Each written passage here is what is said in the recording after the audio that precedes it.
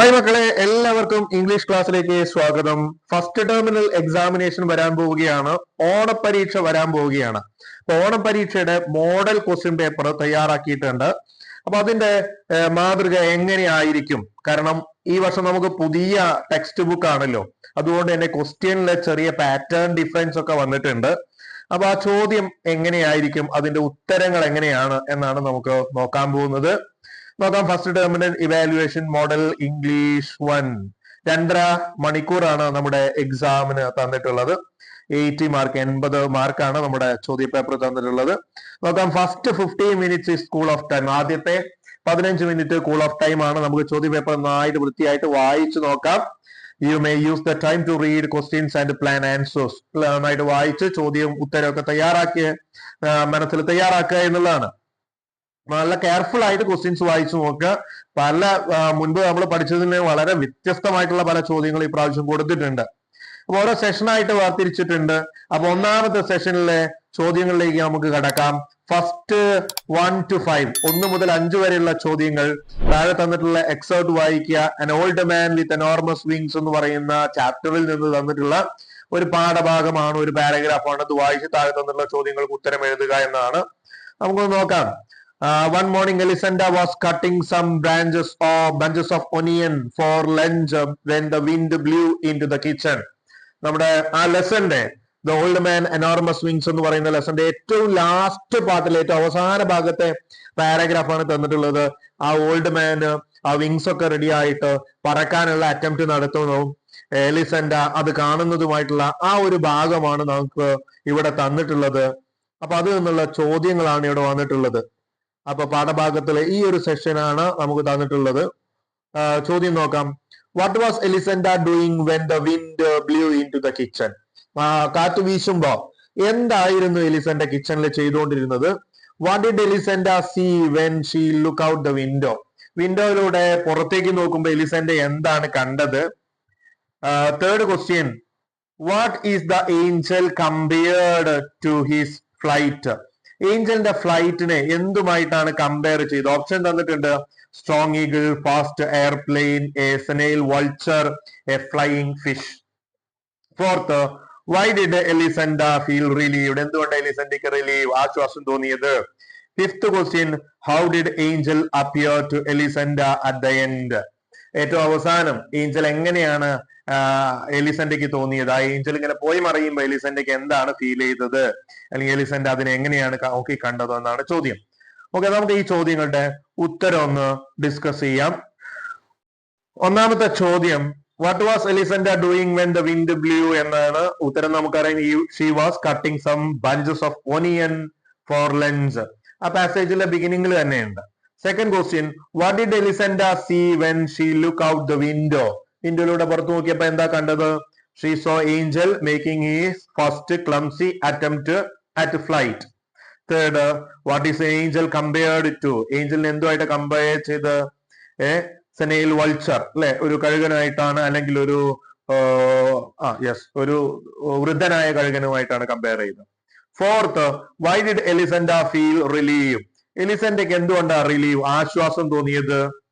Because angel finally managed to fly away and she was free from the trouble he caused. അല്ലെ, അപ്പൊ Angel free ആയി എന്ന് മാത്രമല്ല, അവർക്ക് എന്ത് ചെയ്തു? അവൻ മൂലമുള്ള പ്രശ്നങ്ങളിൽ നിന്ന് ആശ്വാസവും കിട്ടി എന്നുള്ളതാണ്.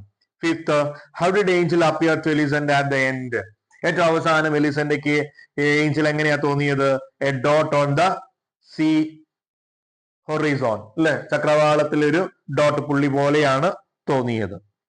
ഓക്കെ, നെക്സ്റ്റ് 6 മുതലുള്ള 6 മുതലുള്ള ചോദ്യം നമുക്ക് വരുന്നത്, ഒരു സ്പീച്ച് തന്നിരുന്നു, പോയിന്റ് തന്നിരുന്നു, അതിൽ നിന്നാണ് ആ ചോദ്യം വരുന്നത്. അത് നോക്കാം നമുക്ക്. Question 6 to 9, read the line from the dramatic speech of friend Roman countrymen എന്നുള്ളതാണ്.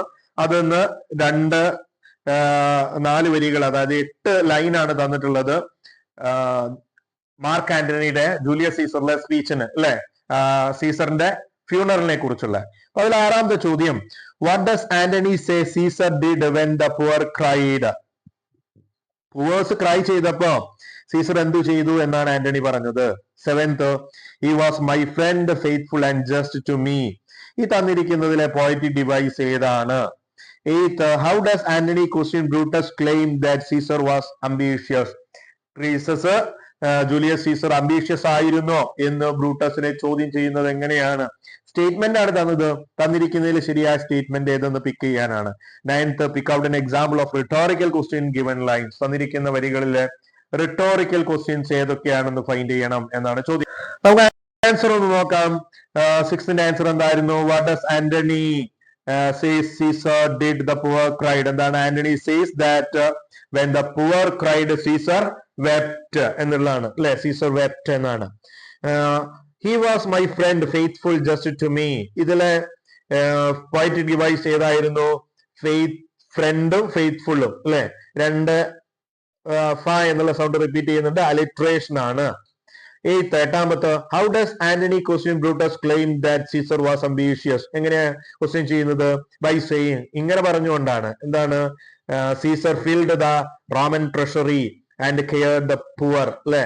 റോമൻ ട്രഷറി എന്ത് റാൻസം കൊണ്ട് എന്ത് ചെയ്തു? ഫിൽ ചെയ്തു, നിറച്ചു എന്നും അതുപോലെ പാവങ്ങളായിട്ടുള്ള ആളുകൾ കരഞ്ഞപ്പോ സീസർ അവരെ കെയർ ചെയ്തിരുന്നു എന്നുള്ളത്.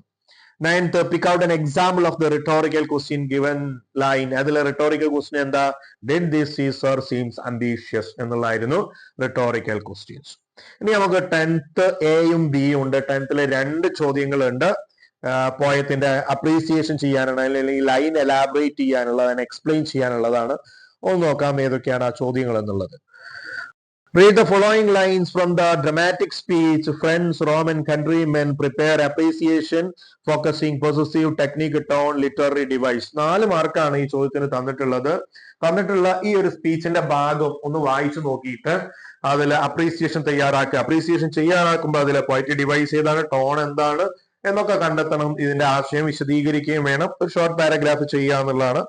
You all did see that on the Lupercal I thrice presented him kingly crown. ആ ഒരു ഭാഗത്ത് എന്താ വരുന്നത്? അതായത് 3 തവണ നിങ്ങൾ കണ്ടല്ലോ, 3 തവണ ഞാൻ എന്ത് ചെയ്തിരുന്നു? ലൂപ്പർകാൾ ഫെസ്റ്റിവലില് സീസറിന് ക്രൗൺ ഓഫർ ചെയ്തപ്പോഴും അദ്ദേഹം റിജക്ട് ചെയ്തില്ലേ എന്ന് പറഞ്ഞു തുടങ്ങുന്ന ആ ലൈൻസ് ആണ്. അത്രയും ലൈൻസിന്റെ ഏകദേശം ഒരു 12 ലൈനോളം ഉണ്ട്. അത്രയും ലൈൻസിന്റെ എന്ത് ചെയ്യണം? അപ്രീസിയേഷൻ ചെയ്യുക എന്നുള്ളതാണ്. അതിലൊരു ഓർ ക്വസ്റ്റ്യൻ തന്നിട്ടുണ്ട്. ബി ക്വസ്റ്റ്യൻ ആയി തന്നിട്ടുള്ളത് here to excerpt from the play Julius Caesar. They are the words of Brutus and Mark Antony delivered the occasion Caesar funeral. സീസറിന്റെ ഫ്യൂണറിന്റെ സമയത്ത് മാർക്ക് ആന്റണി പറയുന്നതും ബ്രൂട്ടസ് പറയുന്നതുമായിട്ടുള്ള 2 സെഷൻ നമുക്കിവിടെ വേർതിരിച്ച് തന്നിട്ടുണ്ട്. ഈ 2 സെഷൻ നമ്മളോട് വായിക്കാൻ പറയണം. എന്നിട്ട് ചോദ്യം തന്നിട്ടുള്ളത് Brutus and Mark Antony both speak about Caesar's ambition, their love for him. Brutus says Caesar had to die for the good of Rome എന്നാണ്. ബ്രൂട്ടസ് പറഞ്ഞ എന്താ? സീസറിന്റെ മരണം റോമിന്റെ നന്മയ്ക്ക് വേണ്ടിയിട്ടായിരുന്നു എന്നാണ്. അതേസമയം ആന്റണി ആർഗ്യൂ ചെയ്യുന്നത് എന്താ? Caesar did not seem ambitious. Caesar അത്രത്തോളം അത്യാഗ്രഹി ആയിരുന്നില്ല എന്നും. whose words is find more convincing what is each speaker trying to make people draft their response in paragraph. അപ്പോ സീസർ അംബീഷ്യസ് ആയിരുന്നില്ല എന്നാണ് പറയുന്നത്. 2 പേരും ജനങ്ങളെ കൺവിൻസ് ചെയ്യാൻ, ബോധ്യപ്പെടുത്താൻ വേണ്ടി ശ്രമിക്കുകയാണ്. ബ്രൂട്ടസ് പറയുന്നത് സീസർ കൊല്ലപ്പെടേണ്ടവനാണ്, അത്യാഗ്രഹിയാണെന്നാണ്. ആന്റണി പറയുന്നത് സീസർ ഒരിക്കലും അത്യാഗ്രഹിയല്ല, കൊല്ലപ്പെടേണ്ടവനായിരുന്നില്ല എന്നുള്ളതാണ്. ഈ 2 സ്പീച്ചിനെയും ബേസ് ചെയ്തിട്ട് നമ്മളോട് ഒരു പാരഗ്രാഫ് തയ്യാറാക്കാനാണ് പറയുന്നത്. നമുക്ക് ഇതിന്റെ ആൻസർ ഒന്ന് നോക്കാം.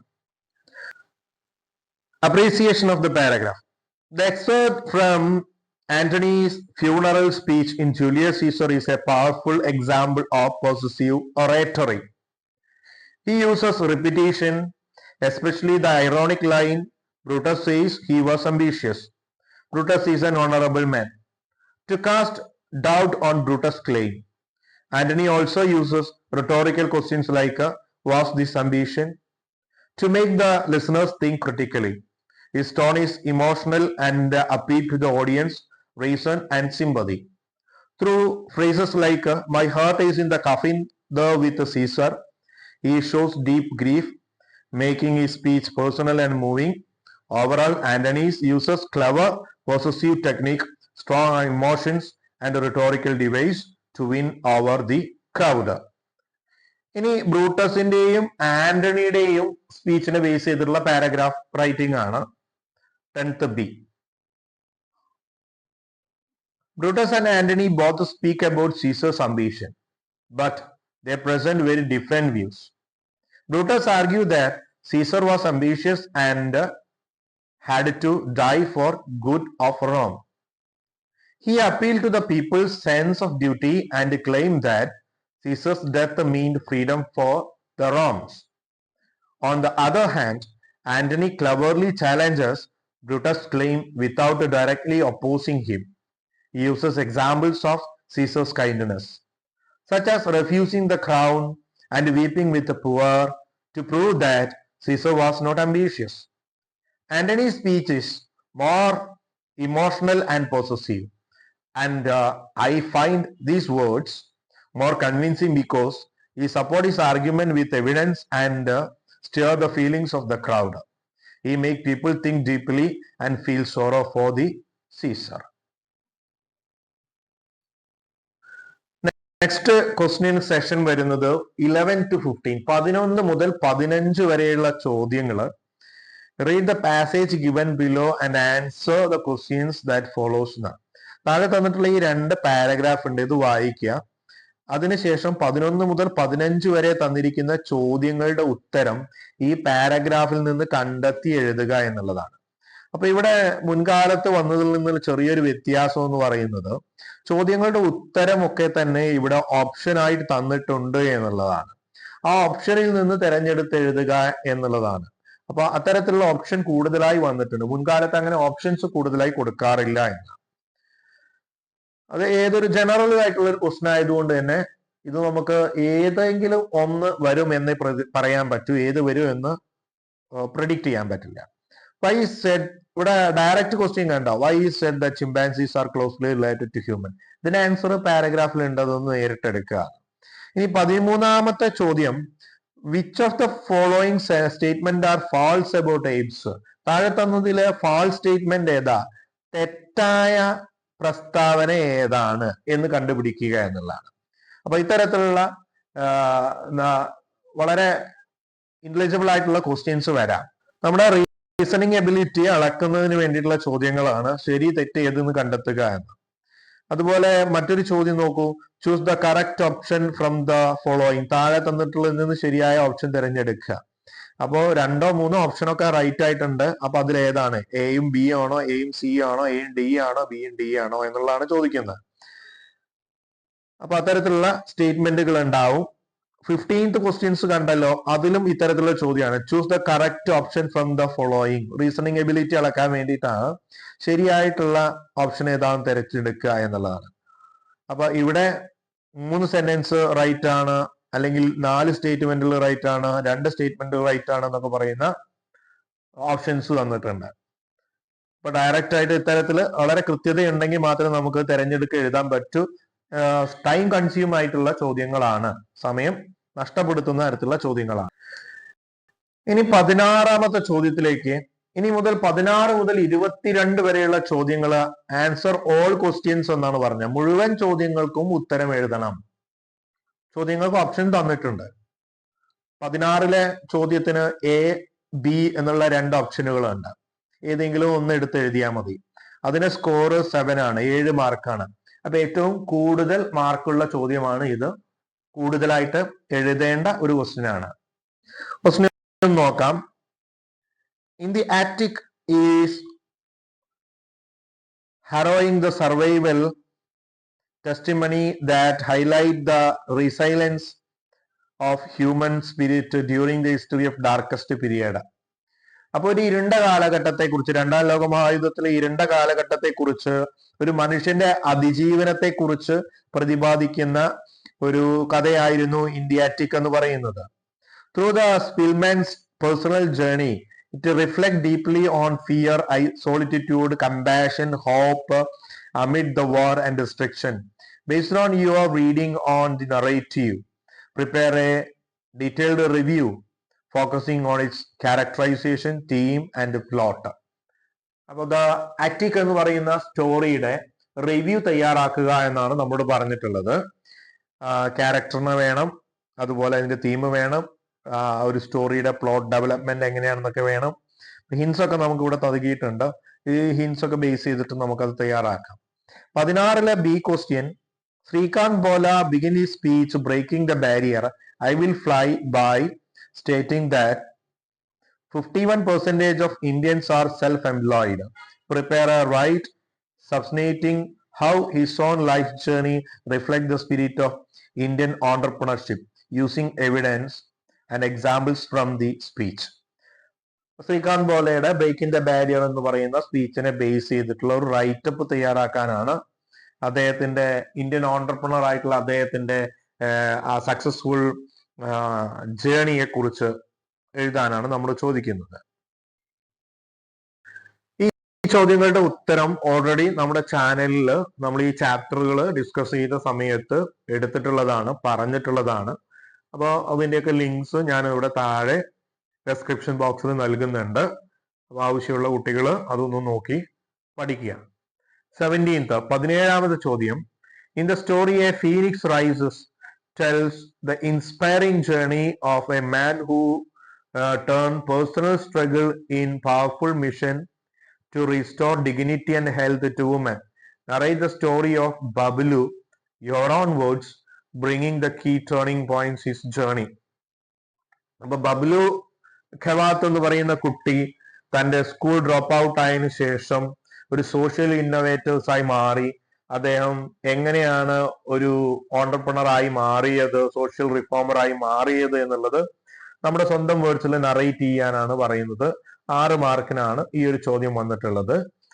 അതിൽ തന്നെ ഒരു ബി ക്വസ്റ്റിനും ഉണ്ട്. 7th ഒരു ബി ക്വസ്റ്റിനും കൂടെ തന്നിട്ടുണ്ട്. Arunachalam Muruganantham transformed the lifes of countless women by promoting dignity and health. His dedication, innovation, and the courage in breaking social taboos have earned more recognition, including Padma Shri. You are deeply inspired by his effort promote menstrual hygiene and women's empowerment. Write a letter to Mr. Muruganandam appreciating his effort and expressing how he was inspired you. അപ്പോൾ അരുണാചലം മുരുകാനന്ദം മുകളിൽ അതേ സ്റ്റോറിയെ base ചെയ്തിട്ടുള്ള true ആയിട്ടുള്ള person ആണ് അല്ലെ. അപ്പൊ അദ്ദേഹത്തിന്റെ life എങ്ങനെയായിരുന്നു? ധാരാളം സ്ട്രഗിൾസ് ഒക്കെ അദ്ദേഹത്തിന് നേരിടേണ്ടി വന്നു. എന്നാൽ അദ്ദേഹം ലാസ്റ്റ് റെക്കഗ്നീഷൻ നേടിയെടുത്തു. അപ്പൊ ഇവിടെ അരുണാചലം മുരുകാനന്ദനെ അപ്രീഷിയേറ്റ് ചെയ്തുകൊണ്ട്, അദ്ദേഹത്തെ അഭിനന്ദിച്ചുകൊണ്ട് ഒരു ലെറ്റർ തയ്യാറാക്കുക എന്നുള്ളതാണ് 17 ബി ക്വസ്റ്റ്യൻ ആയിട്ട് വന്നിട്ടുള്ളത്.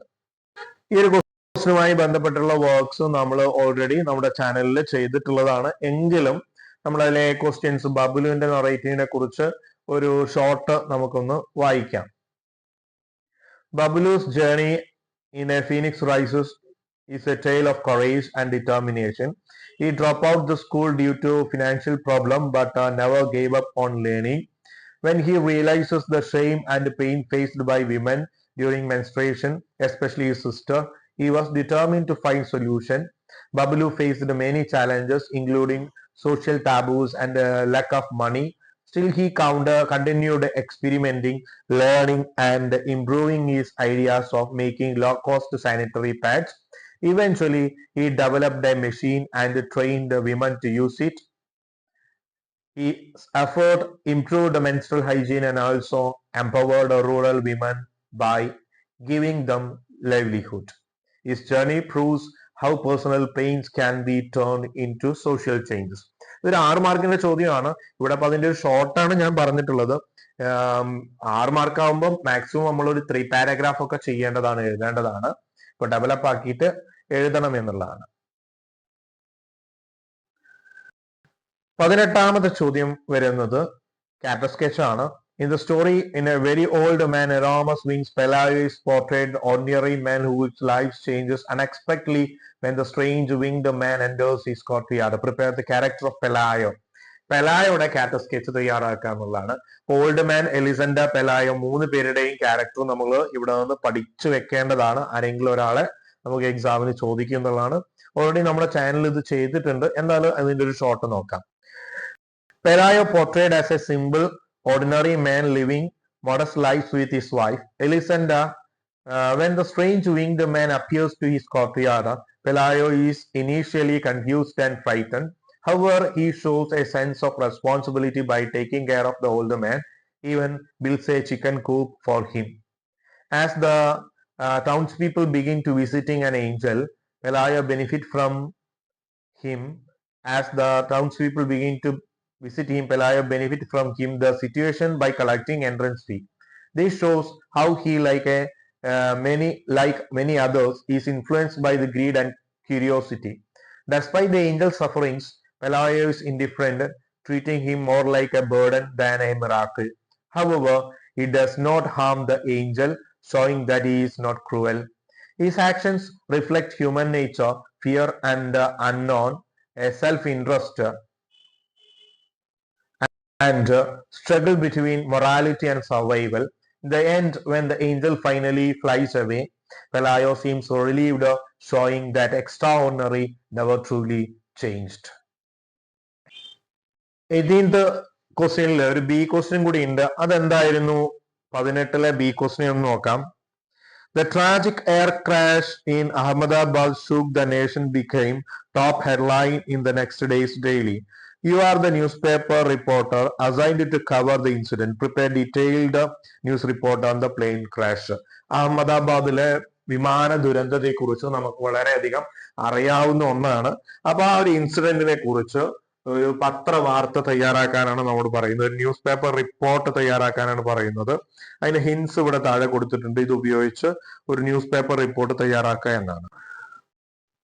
19ാമത്തെ ചോദ്യം, prepare a profile Langston Hughes using the following details. താഴെ തന്നിട്ടുള്ള ഡീറ്റെയിൽസ് വെച്ചുകൊണ്ട് ഒരു പ്രൊഫൈൽ തയ്യാറാക്കുക എന്നുള്ളതാണ്. സാധാരണ ചോദിക്കുന്ന ഒരു ചോദ്യം തന്നെയാണ് പ്രൊഫൈൽ റൈറ്റിംഗ്. 6 മാർക്കിന്. ഇവിടെ പ്രൊഫൈലിന്റെ ഹിൻസ് തന്നിട്ടുണ്ട്.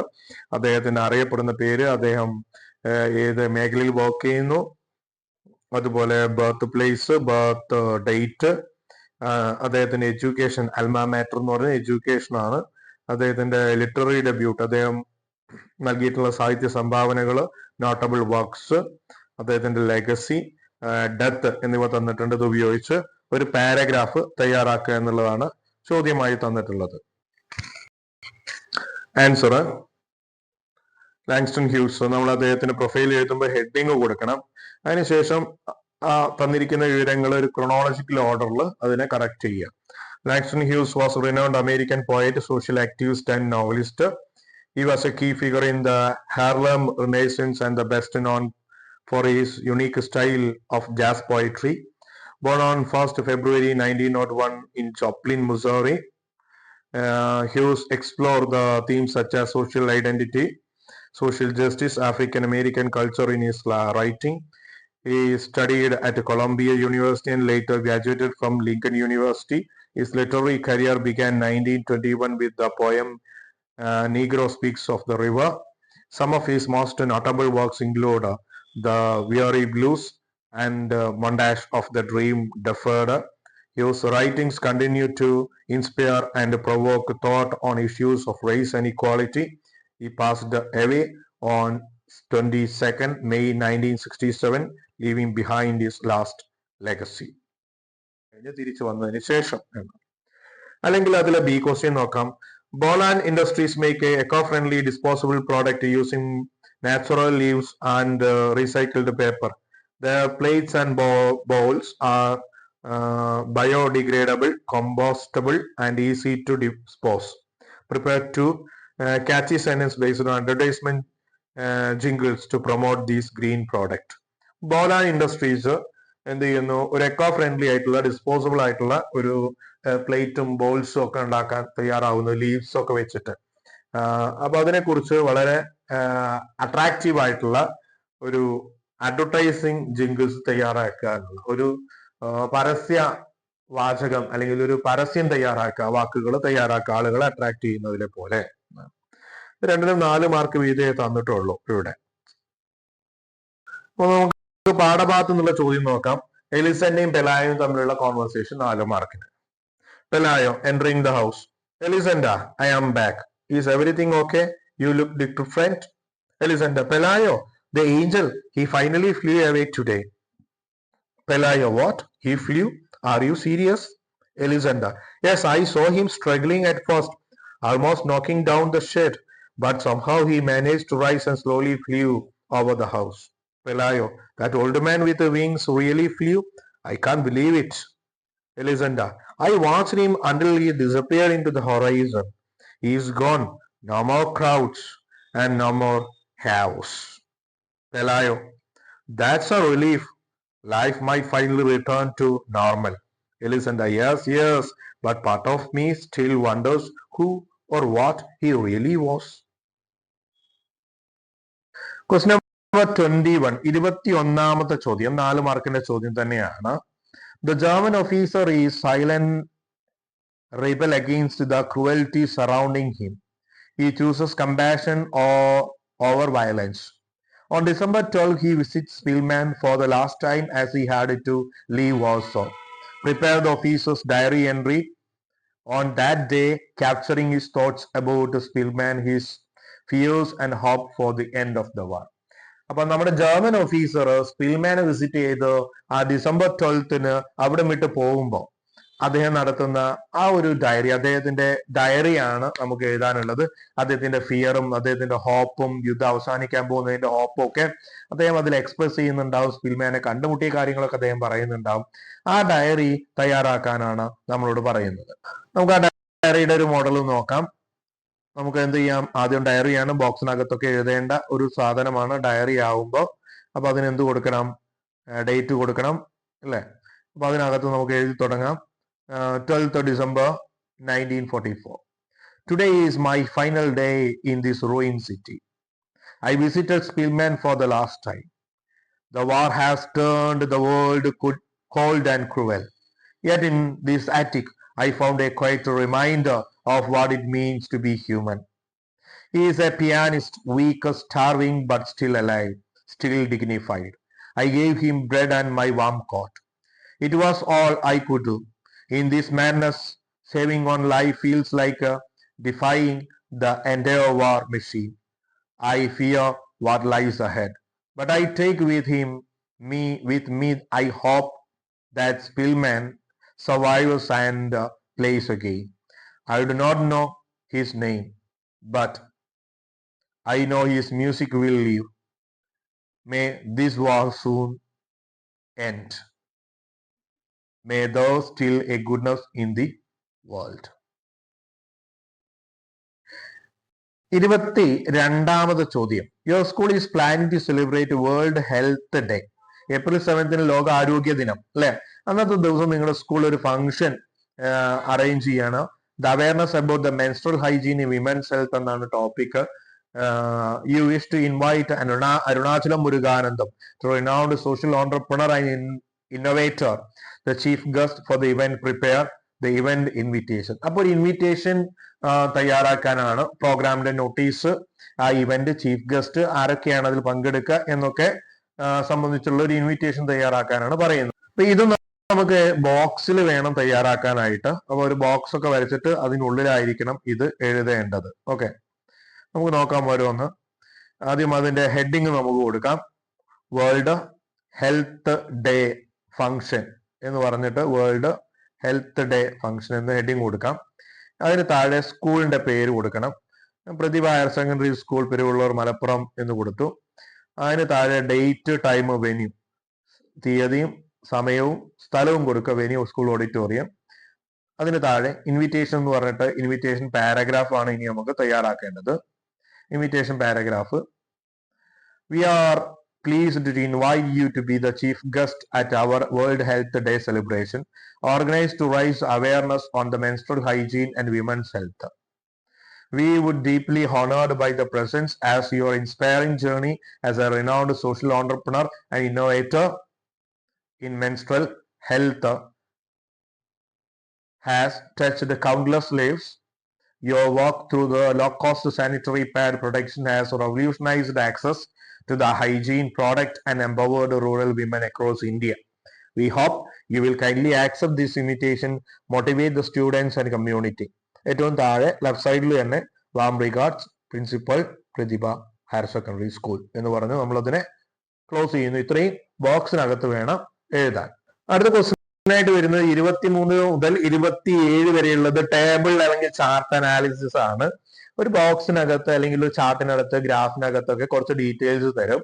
അതൊക്കെ കെയർഫുൾ ആയിട്ട് വായിച്ചു നോക്കിയതിന് ശേഷം അതിന് താഴെ തരുന്ന ചോദ്യങ്ങൾക്ക് ഉത്തരം കണ്ടെത്തി എഴുതുക എന്നുള്ളതാണ്. വളരെ സിമ്പിൾ ആയിട്ടുള്ള ഒരു വർക്കാണ്, 5 മാർക്കിന് വരുന്നതാണ്. ഡയറക്റ്റ് നമുക്ക് ആ ബോക്സിനകത്തോ അല്ലെങ്കിൽ ആ ചാർട്ടിനകത്ത് ആ ടേബിളിനകത്ത് അതിന്റെ ആൻസേഴ്സ് ഉണ്ടാവും. വായിച്ച് മനസ്സിലാക്കി എഴുതണം എന്ന് മാത്രമേ ഉള്ളൂ. 28ാമത്തെ ചോദ്യം എഡിറ്റ് ദ പാസേജ് ആണ്. തന്നിരിക്കുന്ന പാസേജിൽ എറേഴ്സ് ഉണ്ടായിരിക്കും. ഇവിടെ 6 എററുകളുണ്ട്, 6 തെറ്റുകളുണ്ട്. ആ 6 തെറ്റുകൾ ഫൈൻഡ് ചെയ്തിട്ട് അത് കറക്റ്റ് ചെയ്ത് എഴുതുക എന്നുള്ളതാണ്. അപ്പോൾ ഒരു എറർ 1/2 മാർക്ക് വീതമാണ്.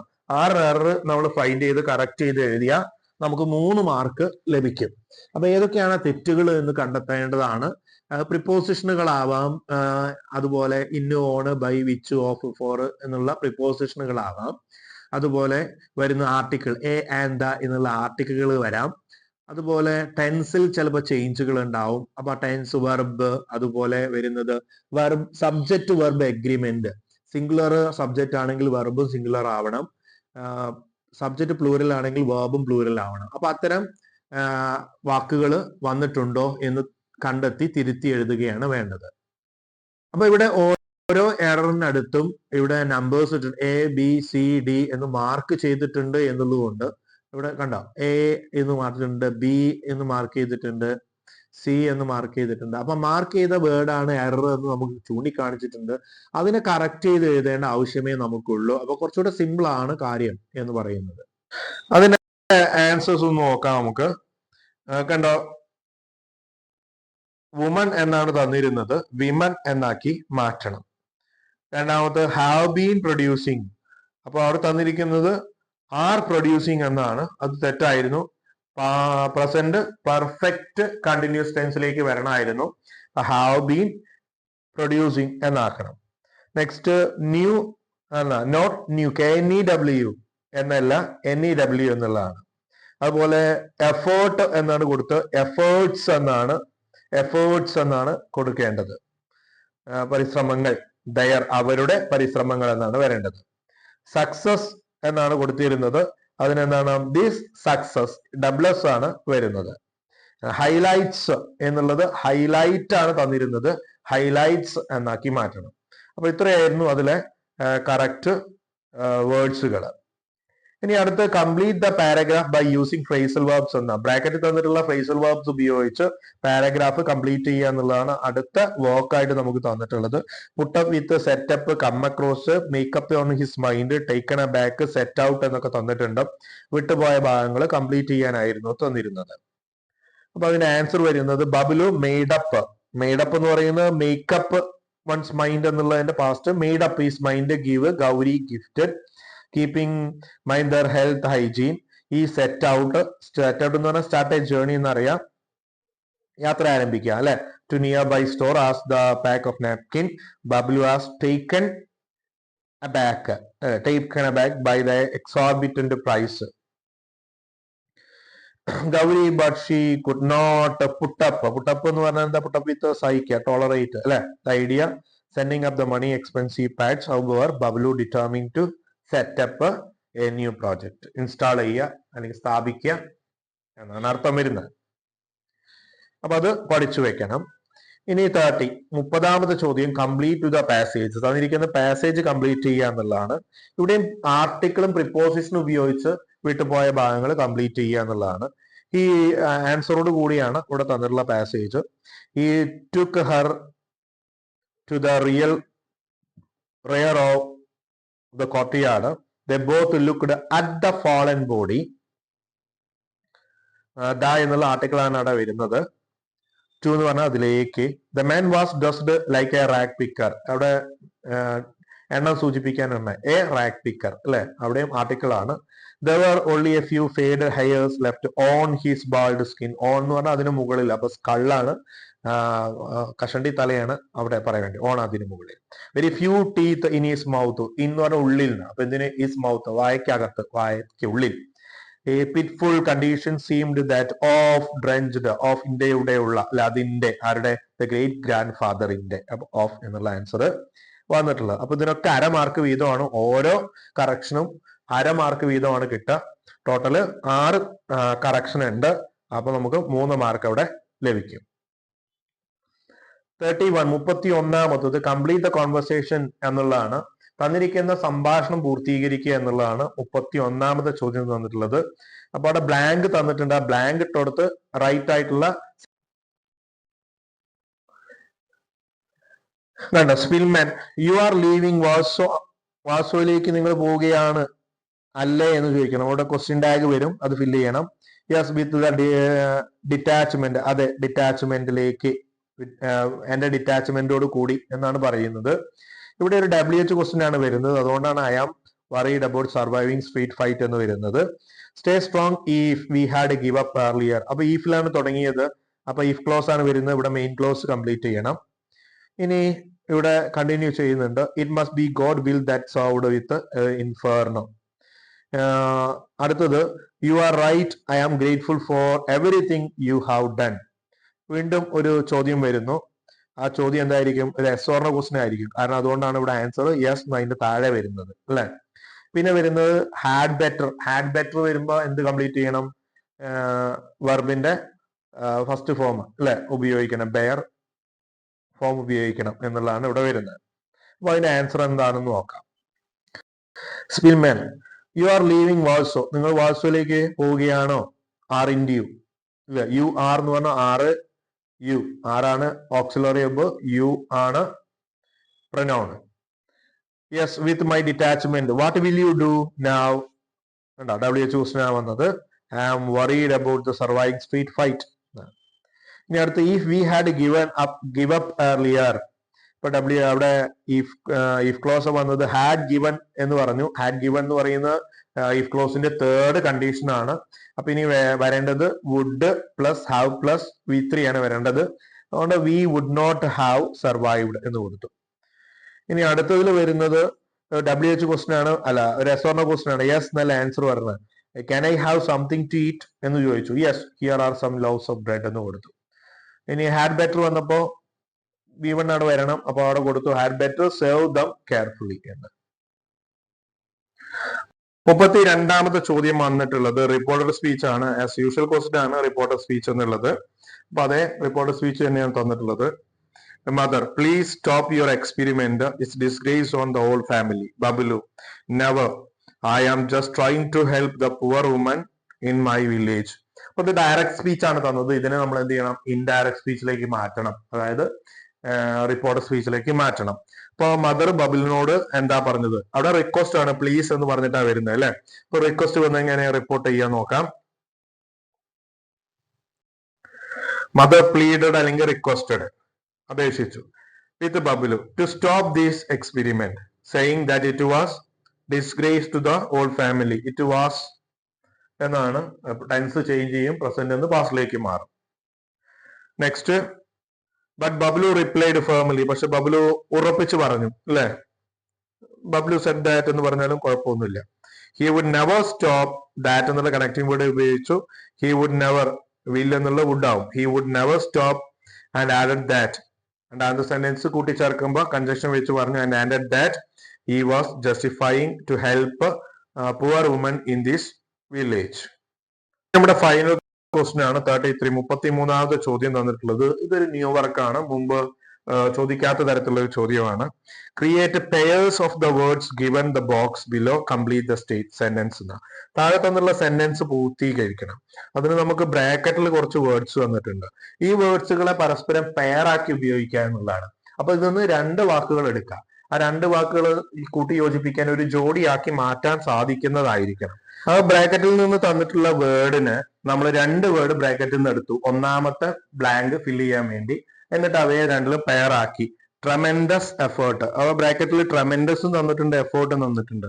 ഇതിനെ രണ്ടും കൂടി യോജിപ്പിച്ച് എന്താക്കാം? ട്രമെൻഡസ് എഫേർട്ട് എന്നാക്കാം, കോമ്പൗണ്ട് വേർഡ് ആക്കി മാറ്റാം. അതുപോലെ എന്തൂസിയാസ്റ്റിക് ക്രൗഡ് അല്ലെ, എന്തൂസിയാസ്റ്റിക് എന്നുള്ള വേർഡും ഉണ്ട്, ക്രൗഡ് എന്നുള്ള വേർഡും ഉണ്ട് ബ്രാക്കറ്റിൽ. അതൊന്ന് ഈ രണ്ടെണ്ണം എടുത്തിട്ട് ഒരു വേർഡാക്കി മാറ്റി, ഒരു കോമ്പൗണ്ട് വേർഡാക്കി മാറ്റി, എന്തൂസിയാസ്റ്റിക് ക്രൗഡ്.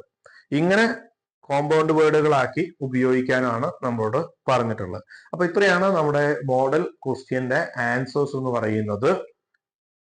ഈ ഒരു പാറ്റേൺ ഉപയോഗപ്പെടുത്തി എല്ലാ കൂട്ടുകാരും നന്നായിട്ട് പഠിക്കാൻ ശ്രമിക്കുക.